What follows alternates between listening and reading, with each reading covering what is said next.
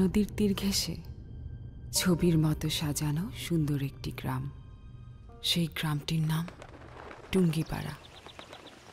বাইগার নদী এঁকে বেঁকে গিয়ে মিশেছে মধুমতি নদীতে। এই মধুমতি নদীর অসংখ্য শাখা নদীর একটি বাইগার নদী।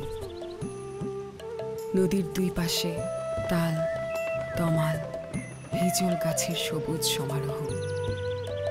ভাটিয়ালি গানের সুর ভেসে আসে হালধারা মাঝির কণ্ঠ থেকে। আমার মন যে কাঁদে রে,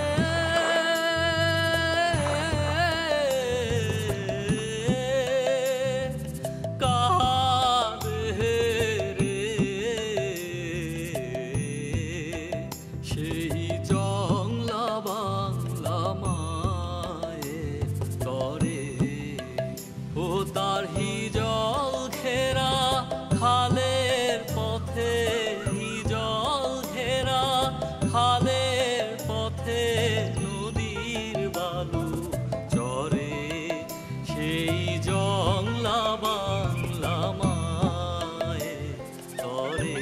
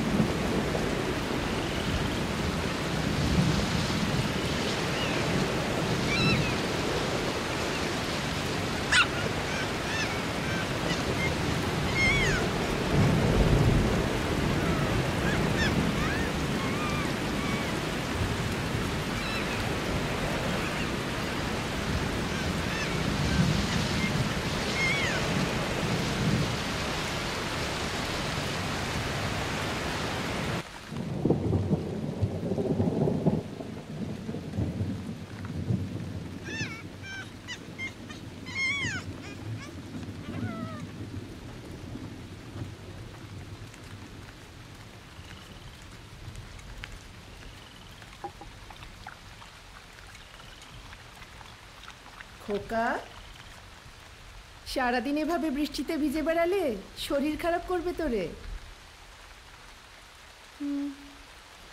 এটা কোথায় পেলি?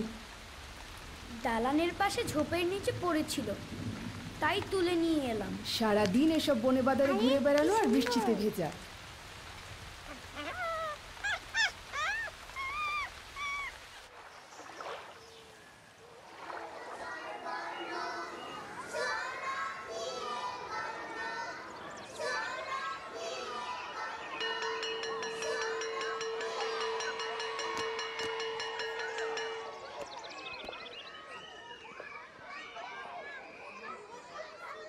এই ঝড় বৃষ্টির মধ্যে তোমাদের যেতে হবে না, ঝড় থামলে তারপরে যেও।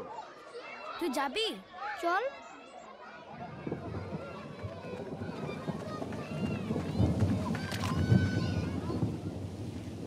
একটু পরে মনে হচ্ছে ঝুম বৃষ্টি শুরু হবে। তুই যাবি কি করে? তোর ছাতা কই? আমার তো ছাতা নাই। ও আচ্ছা, এটা একটু ধর।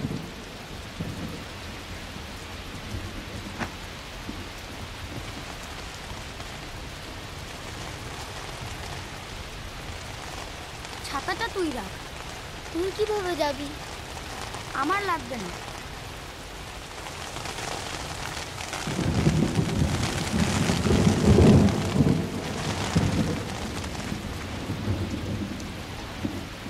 এই, তোমাকে এই ঝড়ের মধ্যে বাড়ি যেতে হবে না। আমি বাড়ি যাব। এরকম ঝড়ের মধ্যে আমি আগেও বাড়ি গিয়েছি, কিছুই হবে না।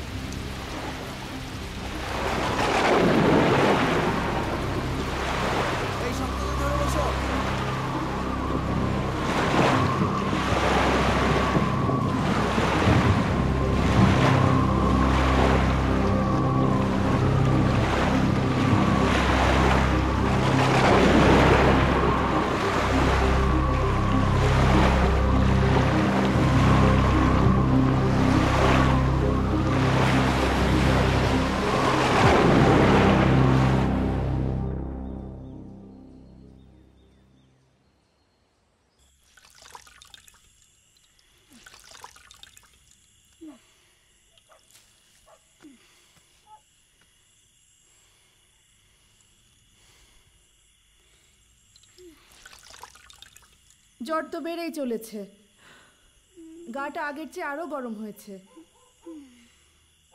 আরেকবার কি ডাক্তারকে ডাকবেন? ওষুধ তো দিয়েছে, ওই ওষুধগুলো খাওয়াও আর একটু ধৈর্য ধরো। সকালটা হোক, আমি আবার ডাক্তার ডাকবো। ধৈর্যই তো ধরে আছি।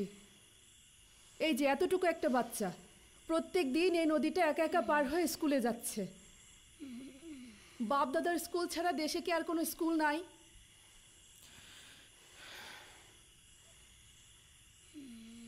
ঠিক আছে,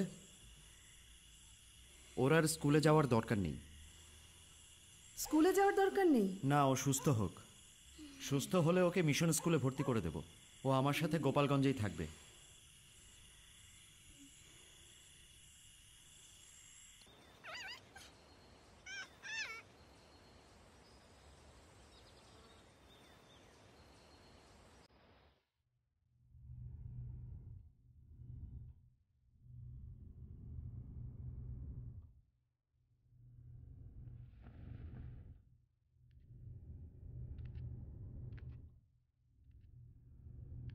স্কুলে পড়তে পড়তে বাবার বেরি বেরি রোগ হয় এবং চোখ খারাপ হয়ে যায়। ফলে 4 বছর লেখাপড়া বন্ধ থাকে। তিনি সুস্থ হবার পর পুনরায় স্কুলে ভর্তি হন। এই সময় আব্বার একজন গৃহশিক্ষক ছিলেন, তার নাম ছিল হামিদ মাস্টার। তিনি ব্রিটিশ বিরোধী আন্দোলনে সক্রিয় ছিলেন এবং বহু বছর জেল খাটেন। স্যার, আজকে আমরা সবাই মিলে চাল তুলেছি, কেউ কেউ আবার সরিষাও দিয়েছে। খুবই ভালো। তোমরা যে কাজটা করছো তার প্রতিদান তোমরা একদিন পাবে। মানুষের জীবন পরিবর্তনের থেকে বড় কোনো কাজ এই পৃথিবীতে নেই। কিন্তু স্যার, আমরা কি ব্রিটিশদের শাসন থেকে কখনো স্বাধীন হব না? অবশ্যই হব। যেদিন তোমাদের মতো ছেলেমেয়েরা নিজেদের অধিকার আদায় করতে শিখবে, যেদিন ভারতবর্ষ ওদের চেয়ে উন্নত হয়ে দেখিয়ে দেবে, সেদিন অবশ্যই আমরা পরাধীনতার শৃঙ্খল থেকে মুক্ত হব। কিন্তু স্যার, সেটা হতেও তো অনেক দেরি। সময় তো লাগবেই। এই যে তোমার মতো হাজারো তরুণ যেদিন বদলে দিতে চাইবে, সেদিনই সব কিছু বদলাবে, সেদিনই আমরা মুক্ত হব। আর একটা কথা মনে রেখো, ভিত যত শক্ত হয় অট্টালিকা কিন্তু ততই মজবুত হয়। তুমি বসো, আমি দেখছি। শোনো, মুসলিম সেবা সমিতি তুমি বন্ধ হতে দেবে না। আমার বিশ্বাস তুমি চালাতে পারবে। চল, হাত সরান, আমি এমনিতেই যাচ্ছি। এটা আমার দেশ, স্বাধীনতা চাওয়ার অধিকার আমার আছে। দেশদ্রোহী যদি কেউ হয়ে থাকে সেটা তোমরা। চুপ কর, চল আমাদের সাথে। চল চল।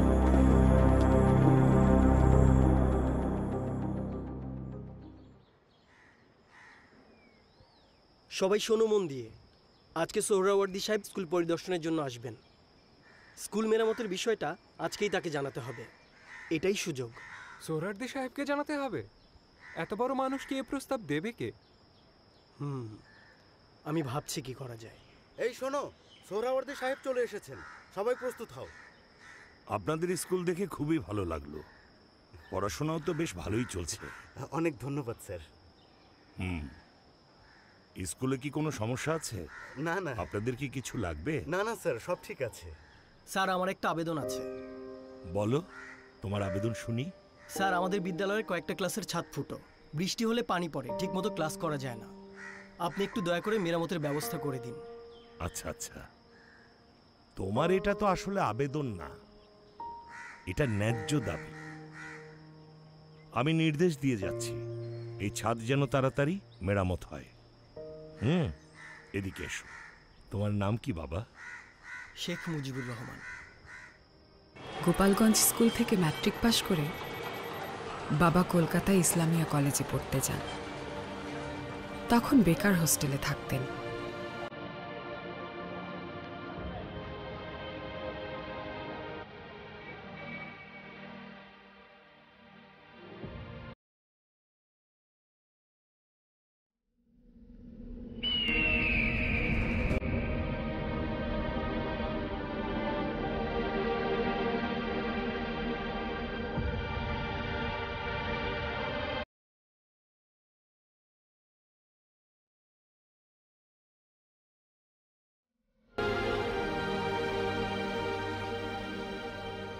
দুর্ভিক্ষ তো মহামারী আকার ধারণ করেছে, যার জন্য দ্রব্যমূল্য আকাশচুম্বী হয়ে যাচ্ছে।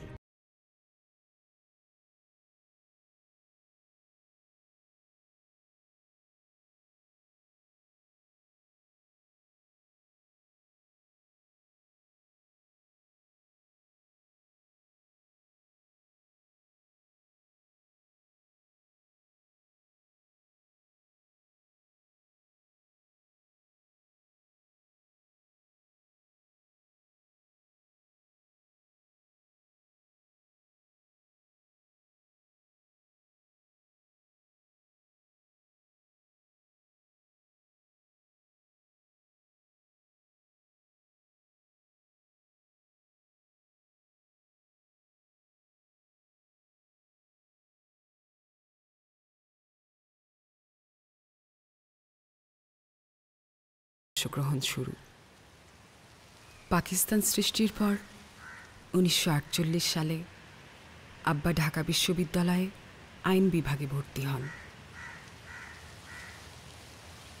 সরওয়ার্দী সাহেবের মতো মানুষকেও নাজিমুদ্দিন ছাড়ল না, অথচ সরওয়ার্দী সাহেব না থাকলে নাজিমুদ্দিনের অস্তিত্বই থাকতো না। বিশ্ববিদ্যালয়ের প্রশাসনিক কাঠামো তার মুঠোয় নেওয়ার চেষ্টা করছে। ছাত্রদের অধিকার নিয়ে কথা বলার, সকল রাস্তাও বন্ধ করার পায়তারা করছে ওই শয়তান বেটা।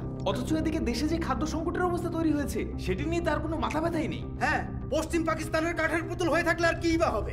আরে কাঠের পুতুল মানে আমাদেরকে তো মুসলিম লীগ থেকে বের করে দিল এই বদমাইশটা।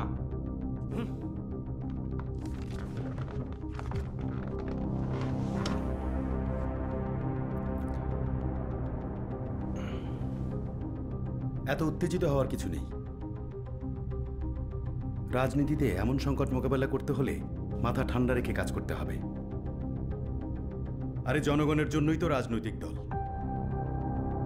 আর সে দল যদি প্রতিশ্রুতি পূরণে ব্যর্থ হয় তবে জনগণই তাদেরকে আস্থা করে ছুঁড়ে ফেলে দেবে। দরকার পড়লে জনগণের সমর্থনেই নতুন রাজনৈতিক দলের সৃষ্টি হবে। এই দেখো, বদমাশগুলো বলছে রাষ্ট্রভাষা নাকি উর্দু হবে। কি বলো? হ্যাঁ,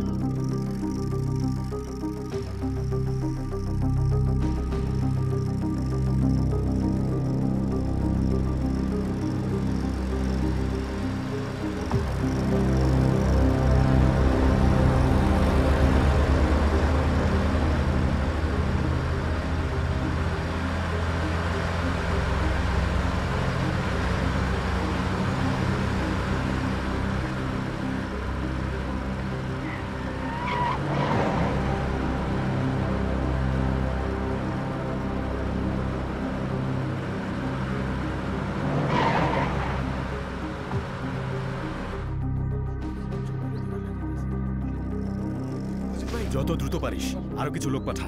আমরা এই অল্প কয়েকজন বেশিক্ষণ টিকতে পারবো না। এই তোরা আয় আমার সাথে।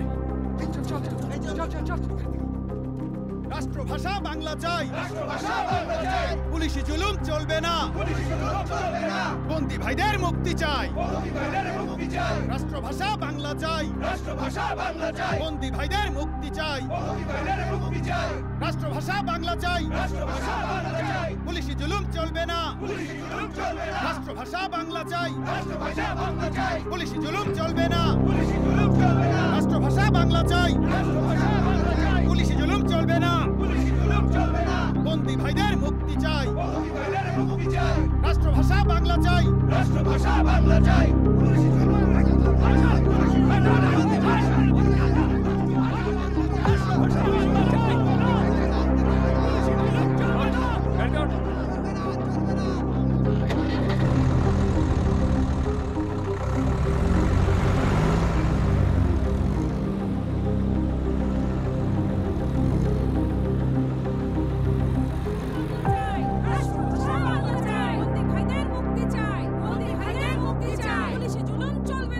দেশ জুড়ে আন্দোলনের চাপে আব্বা সহ অনেককেই জেল থেকে মুক্তি দিতে বাধ্য হয়।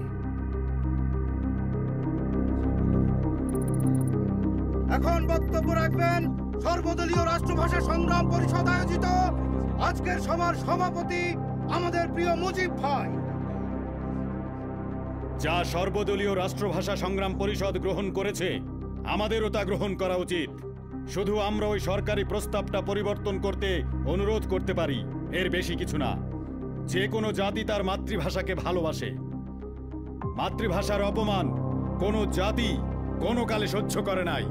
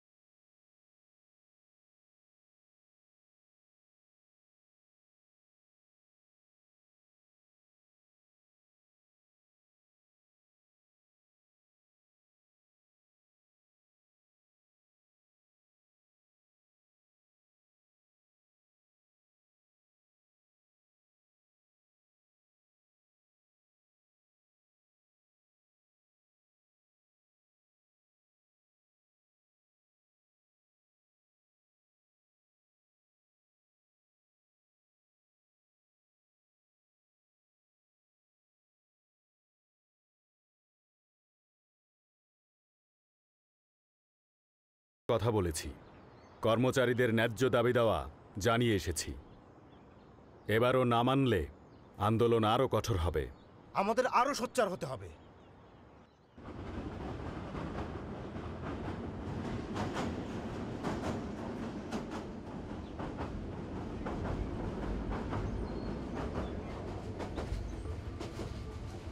দেখো পত্রিকা কি ছাপিয়েছে, ওরা আমাদের 27 জনকে রাস্ট্রিকেট করেছে। আব্বা ঢাকা বিশ্ববিদ্যালয়ের তৃতীয় ও চতুর্থ শ্রেণীর কর্মচারীদের আন্দোলনে সক্রিয়ভাবে অংশগ্রহণ করেন। সরকার থেকে বলা হয়েছিল, যদি ভবিষ্যতে শেখ মুজিব রাজনীতি করবে না এই মর্মে মুচলেকা লিখে দেয়, তবেই তাকে মুক্তি দেয়া হবে। কিন্তু আব্বা সে মুচলেকায় স্বাক্ষর দিতে সম্মত হননি, তাই তাকে ঢাকা বিশ্ববিদ্যালয় থেকে আজীবন রাস্ট্রিকেট করা হয়। আমার মন যে কাঁদে রে,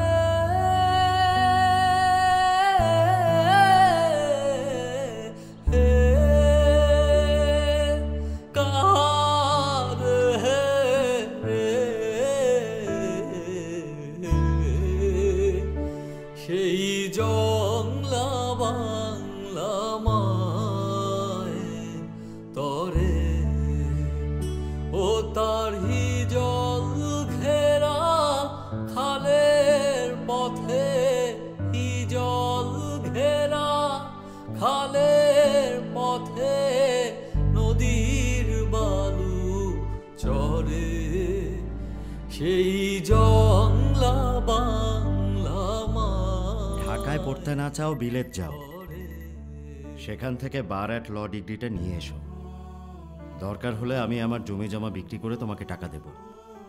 এখন বিলেত গিয়ে কি করব? তাছাড়া অর্থ উপার্জন করাও আমার পক্ষে সম্ভব না। যে পাকিস্তানের স্বপ্ন দেখেছিলাম সেটা তো আর হলো না। স্বাধীন হবার পর দেখি তার উল্টো হয়েছে। ওরা বিনা বিচারে রাজনৈতিক কর্মীদের জেলে বন্দি করে রেখেছে। কলকারখানা সহ যা কিছু আছে ওরা সব কিছু করেছে পশ্চিম পাকিস্তানে। এমনকি রাজধানী সহ যা কিছু আছে সব কিছুই হবে পশ্চিম পাকিস্তানে। পূর্ব বাংলার কি কিছুই থাকবে না শুধুমাত্র শোষিত হওয়া ছাড়া? আমাদের জন্য তোমার কিছু ভাবতে হবে না। তুমি বিবাহ করেছো, তোমার একটা মেয়ে আছে, আরেকটা সন্তান আসছে, তার জন্য তো তোমার কিছু ভাবতে হবে। আপনি তো আমাদের জন্য জমি জমা যথেষ্ট পরিমাণে করেছেন। যদি কিছু করতে না পারি তবে বাড়ি চলে আসব। অন্যায়কে তো আর এভাবে প্রশ্রয় দেওয়া যায় না। আর দেশের এই অবস্থায় আমি নিজের কথা কিভাবে চিন্তা করি? আচ্ছা বাবা, তুমি যে দেশে আছো, দেশে থেকেও তো তুমি নিজের বাড়িতে আসছো না। রেনুর কথাও তো তোমার একবার ভাবা উচিত, তাই না? মেয়েটা একা একা থাকে, কত কষ্ট করে।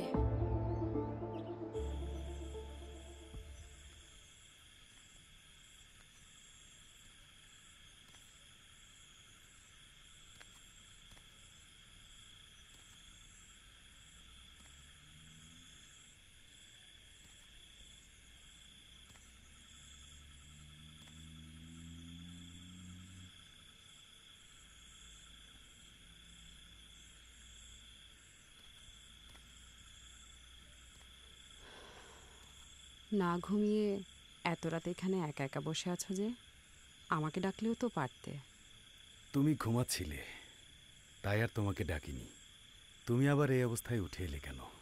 পাশ ফিরে দেখি তুমি নেই, দরজাটাও খোলা। ঘুম আসছিল না, তাই এখানে এসে একটু বসলাম। সবসময় তো আর আসতে চাইলেও পারি না। এভাবে পালিয়ে আর কতদিন? পালাতে তো আর চাই না। আমার জন্য তোমাদের অনেক কষ্ট হচ্ছে। না, অন্তত এই সময়টায় যদি পাশে থাকতে ভালো লাগতো।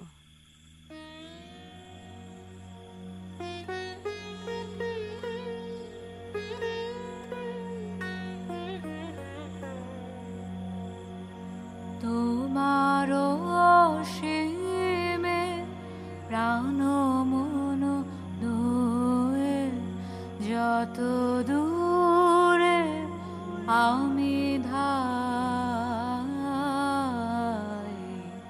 কোথাও দুঃখ কোথাও মৃত্যু, কোথা বিচ্ছেদ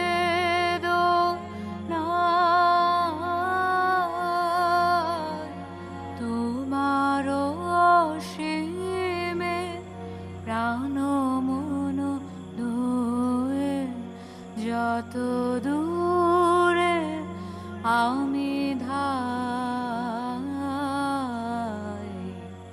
মৃত্যু সে ধরে মৃত্যুর রূপ, দুঃখ হয় হে দুঃখের কূপ, তোমা হতে যাবে হয়ে বিমুখ, আপনার পানে চাই, তোমার অসীমে প্রাণ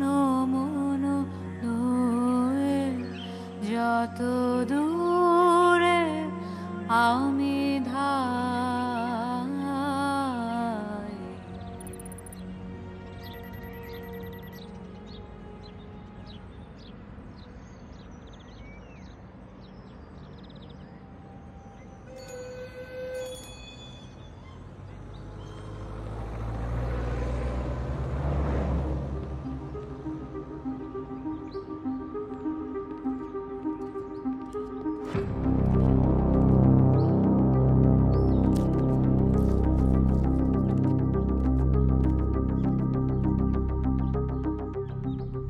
গোয়েন্দারা আমার পিছু লেগেছে, হয়তো কিছুদিনের মধ্যেই গ্রেফতার হব। এভাবে পালিয়ে থেকে আর কতদিন? আমি ভাবছি আরমানিটোলা ময়দানে একটা সভা ডেকে আমরা আমাদের দাবি দেওয়ার কথাগুলো বলবো। আশা করছি গ্রেফতারও হব। এবার গ্রেফতার করলে কিন্তু তোমাকে আর সহজে ছাড়বে না। জেলের ভয় আমি পাই না, আমাকে ভয় দেখিয়ে লাভ নেই। কোনো কিছু অর্জন করতে হলে কিছু তো ত্যাগ করতে হবেই। যা হবার তাই হবে। আর আমি না থাকলেও এদেশের মানুষ তো আছে, তারাই কিছু একটা করবে। এদিকের বিষয়টা আমি দেখছি, তুমি সাবধানে থেকো।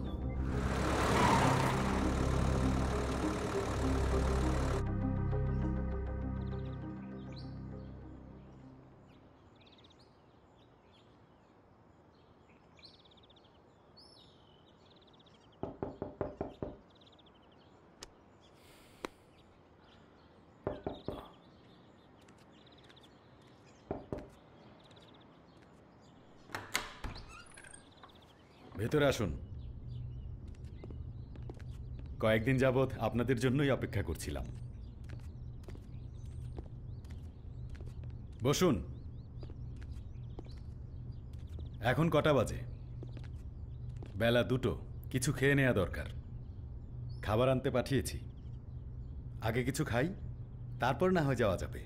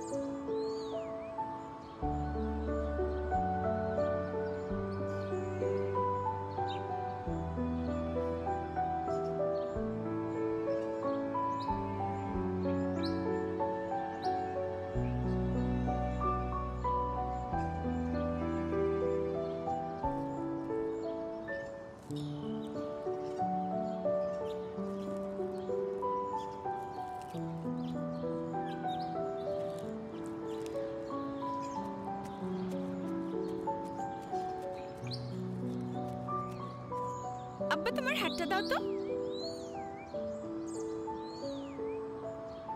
এগুলো কোথায় পেয়েছো? ওই যে ওদিক থেকে এনেছি। এসো কোলে বসো। কামাল ওখানে কি করে? ওর তো সারাদিন ফড়িং ধরার নেশা। আমি ওকে ডেকে নিয়ে আসি। আচ্ছা যাও।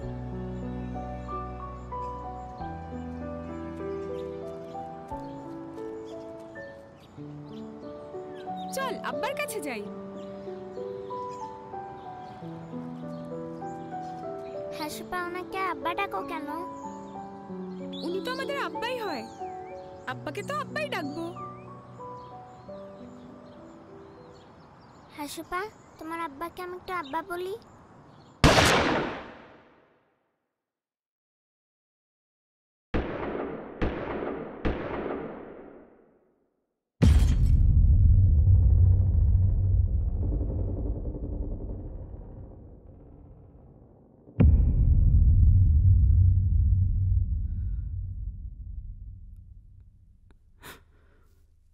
যেদিন কামাল আব্বাকে আব্বা ডাকার অনুমতি চেয়েছিল, সেদিন আমি সঙ্গে সঙ্গে ওকে আব্বার কাছে নিয়ে যাই। আব্বা ওকে কোলে তুলে নিয়ে অনেক আদর করেন। কামালের সেই কথা আজ যখন মনে পড়ে তখন চোখের পানি ধরে রাখতে পারি না। আজও নেই, আমাদের আব্বা বলে ডাকারও কেউ নেই। তোমার সমাধি ফুলে ফুলে ঢাকা, কে বলে আজ তুমি নাই। তুমি আছো মন বলে তাই,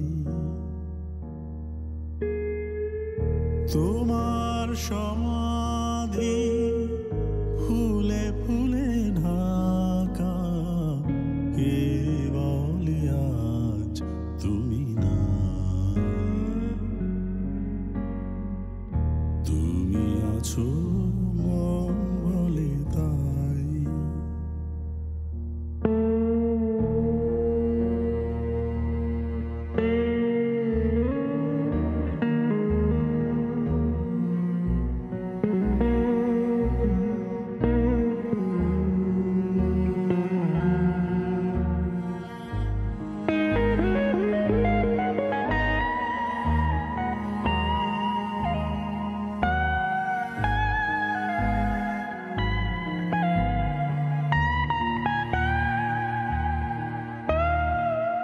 তোমারই অমর নাম জয় গৌরবে, স্মরণে যে চিরদিন জানিলে খারাবে।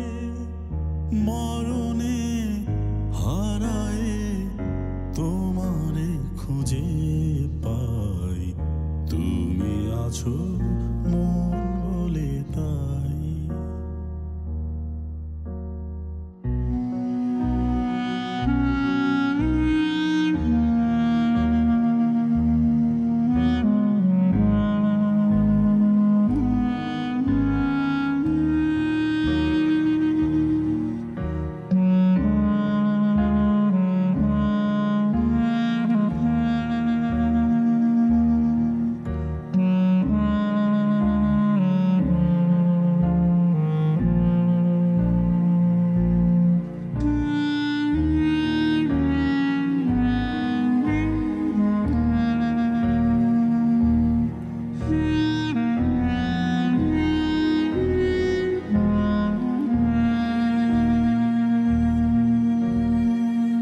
তোমার জীবন যেন কাহিনীর মতো, হে বিজয়ী বীর ছিল জয় তব ব্রত। ধূপেরই মতো যেন মরণের সুখে, তোমার জীবন তুমি দিলে হাসি মুখে। এ কথা কখনো যেন না ভুলে যাই, তুমি আছো মন বলে তাই। তোমার সমাধি ফুলে ফুলে ঢাকা, কে বলে আজ তুমি নাই। তুমি আছো